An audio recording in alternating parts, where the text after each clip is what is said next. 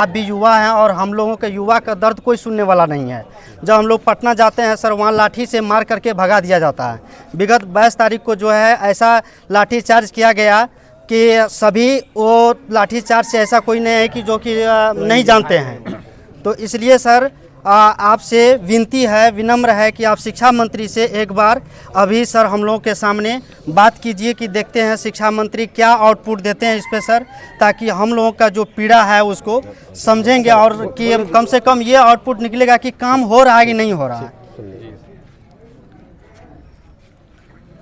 आप लोगों की बात को जी सर, निश्चित तौर पर जी हम शिक्षा मंत्री तक पहुंचाएंगे। जी एक मिनट, हाँ जो बोलने दीजिए तो हम बोल रहे हैं सर। हाँ। और अभी वो अररिया उनका प्रोग्राम भी लगा हुआ है। जी सर, 1-2 दिन में आने वाले हैं। जी आपका जो भी मामला है हम मजबूती से उठाएंगे और आप लोग को हम फीडबैक भी देंगे। और सर हम लोग शिक्षक अभ्यर्थी हैं, हम लोगों का मांग यदि नहीं माना गया तो आगामी आने वाले जो चुनाव है 25 में विधानसभा का, और ये कुर्सी यदि देने का काम करते हैं तो कुर्सी छीनने का भी काम करेंगे हम लोग क्योंकि शिक्षक अभ्यर्थी जितना मोटिवेट कर सकते हैं हम लोगों को, हम लोग किसी न किसी प्राइवेट स्कूल में कनेक्टेड हैं। अभी भले ही हम लोग बहाली प्रक्रिया में हैं, ऐसा नहीं कि हम लोग पास क्वालिटी नहीं, हम लोग BEd, DLEd, BSc, MSc CTET करके तब जो है सरकार के पक्ष अपना जो है मांग रखते हैं, ऐसे नहीं है।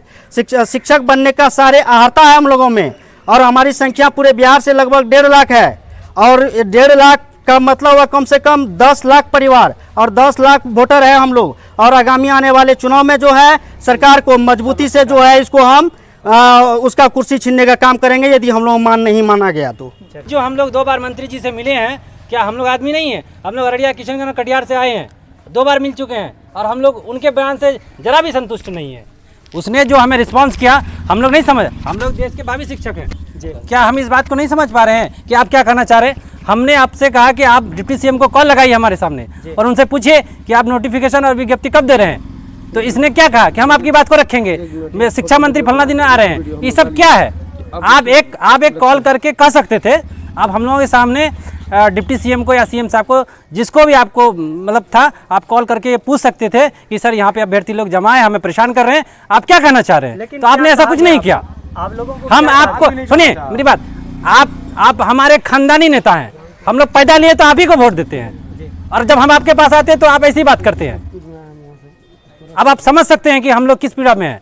3 साल से हम लोग रोड पे दर की भटक रहे हैं, कोई पूछने वाला नहीं है। तो क्या पटना में जानते हैं ADM सब मार के भगा देते हैं, सर फोड़ देते हैं। मांग क्या कर रहे हैं? मांग ये कि अविलंब नोटिफिकेशन और शेड्यूल जारी किया जाए, नहीं तो उग्र आंदोलन होगा। जी सर, हम लोग